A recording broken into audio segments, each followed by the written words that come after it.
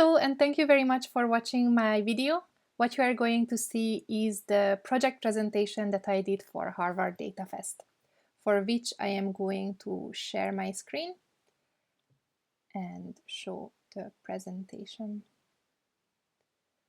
So basically, this is my Harvard DataFest Bootcamp project. DataFest was a conference back in January 2021. It was a 4-day conference, and at the last day, students and participants could present the work that they did in the previous 4 days. It was organized by Harvard University and IQSS. The goal of my project was to understand key drivers behind coronavirus cases on a United States county level, for which I built 5 models, used 27 variables, and 3 main data sources. Deep diving a little bit into the details, my goal was to understand what variables are the best variables that would explain why a United States county is severely affected by coronavirus. Also, another goal I had in mind is to target my message to my hypothetical target audience, and my hypothetical target audience was politicians, healthcare officials, as well as potentially business executives who are in decision-making roles, but who may not have a training in data science. Therefore, maybe it could be a challenge for them to understand complicated data science concepts. So for this reason, for my hypothetical target audience, I made some of the concepts a little bit easier to understand. Moving on to the models I used were regarding a classification exercise using supervised learning in R. The reason why I used classification, it's again because of my target audience.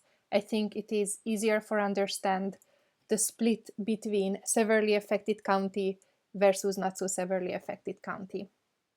The way I did this classification is that I defined the top 25% worst affected county by coronavirus cases per population.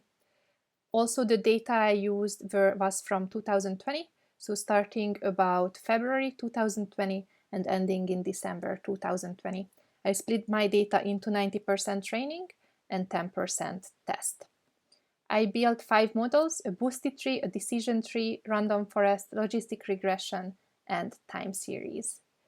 I used 27 variables, including demographic variables such as age, income, gender, and health insurance coverage. I used activity data such as people movement versus the pre-coronavirus baseline, which is tracked, I believe, through mobile geolocation. I used also geographic data such as population density and urban population rate. And finally, I feature engineered a couple of variables combining some of the hard data that I got. For sources, I used 3 data sources. I used Harvard Dataverse, United States Census Bureau, and Google Community Mobility Reports. I also used a couple of codes. I used code chunks from my professor Ted Kwartler, and also from DataFest presenter Istazan.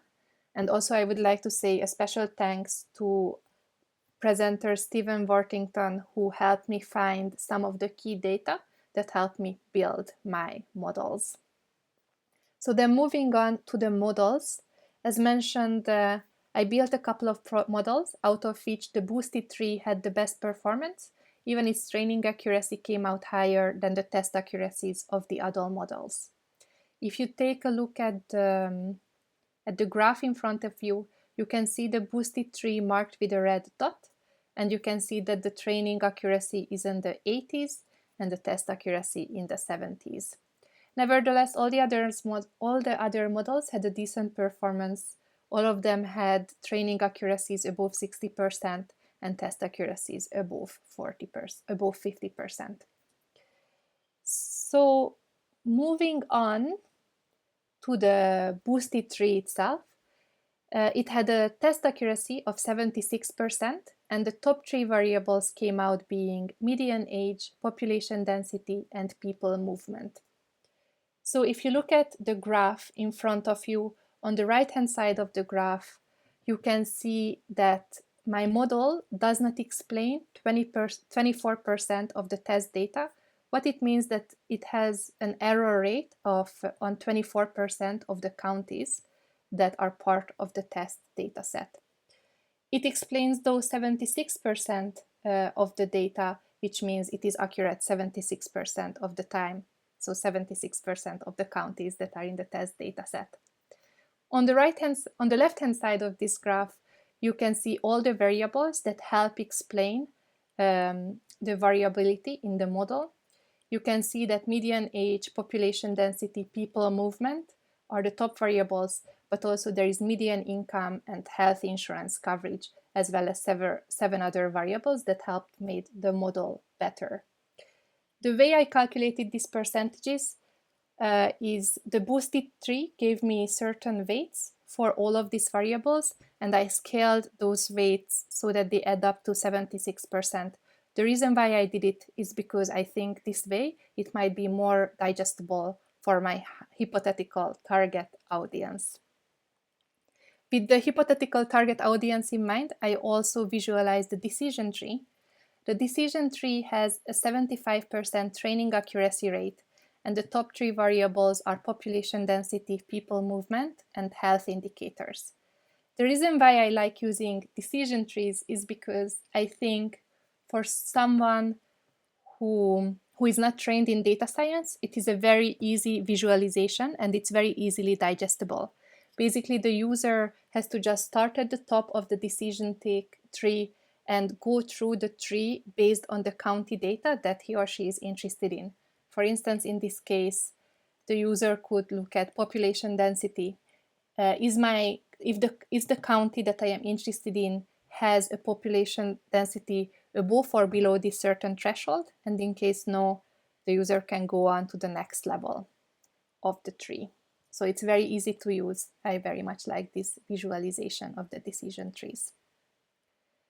So then moving on, I also built a time series, and I saw that during and after Thanksgiving, there was a strong positive correlation between movement of people and registered cases. What you see on the graph with the gray line is the registered cases, with the red line, the movement of people, and on the x-axis, basically the time that spans from mid-November to mid-December. I also applied a 10-day lag, so movement of people is 10 days ahead of cases, because as we learned, the coronavirus effect on the human body may take between 1 week to 2 weeks to appear. So that's why I assumed that registered cases may appear about 10 days after contacting the virus. And this hypothesis was mostly true. As you can see, there is a strong correlation between the two lines, which means that the two lines are moving very, very closely together. I saw this specific trend especially true in the United States Midwest, especially in the states of Colorado, Iowa, Kansas, Michigan, Minnesota, etc. So what you can see in front of you is the specific case for Illinois during and after Thanksgiving. So what does it all mean?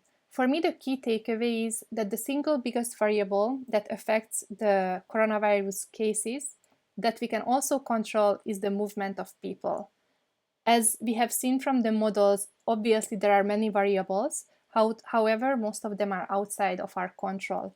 Median age, population density, general health of the population is not something that we can control. However, movement of people is. And for this reason, I think my key message is that please keep practicing social distancing. Also, some caveat, I know that my models are not perfect. I think there are some details left to clarify, such as collinearity among my predictor variables, as well as reverse cause and effect in the movement of data.